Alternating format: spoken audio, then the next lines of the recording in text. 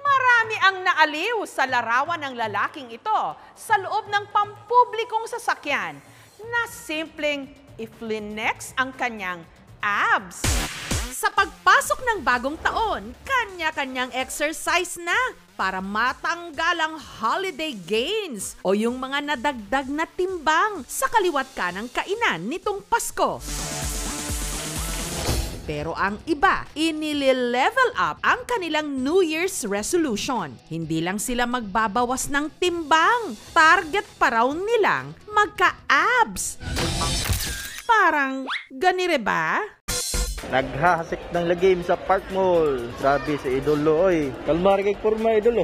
Viral ang lalaking ito na nakakap, tila crop top at jacket habang pasimpleng ifiniflex ang kanyang six-pack abs. Grabe ng abs idolo, blanda idolo. Nalitratuhan din siyang naka-expose ang abs sa bus. Pandesal? Anyone? Ang ganda-ganda nga ng abs niya eh. Ako nga wala eh. Puro bilbil. The shape is very good. Plus the texture is very hard. And it's masarap. Pero dahil pa-mysterious na nakamask, maraming nahihiwagaan sa kanyang itsura. Baka iba yung reality expectation.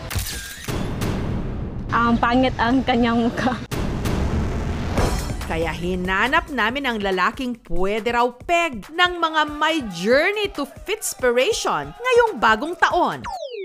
At dito sa Lapu-Lapu City sa Cebu, naispatan siya ng aming team. Uy, si Idol! Ang 27 anyos na si Lloydie. Ginagawa ko po yung tinataas ko po yung damit ko. Kasi po, lagi po ako nainitan.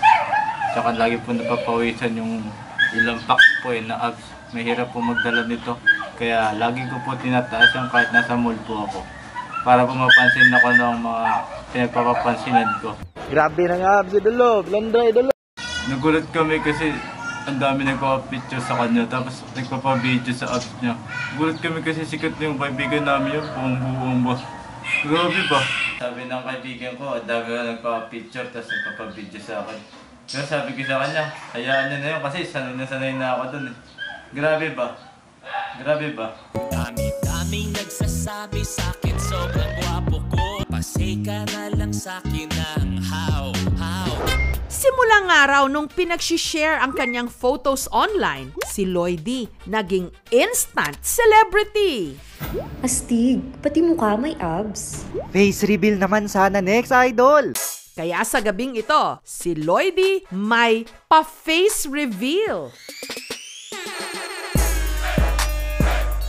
Pangit ka ba ako? Pwedeng paki-confirm. Ay sobrang gwapo.